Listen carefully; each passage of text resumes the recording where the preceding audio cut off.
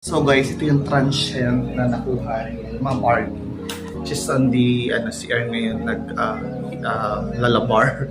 So meron siyang aircon, double deck. Actually, ito daw ay storage type talaga siya. And then, nakakatuwa kasi siyempre may pa-water.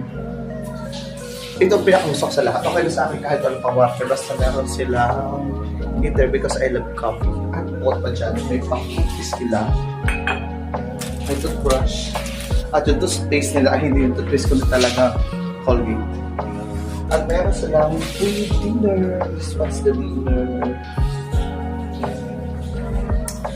Gusto talaga.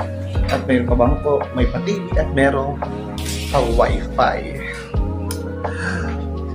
Sana lahat ng transient na kuha mo is ganito. Diba? So that's 1 minute. Oh, joke lang.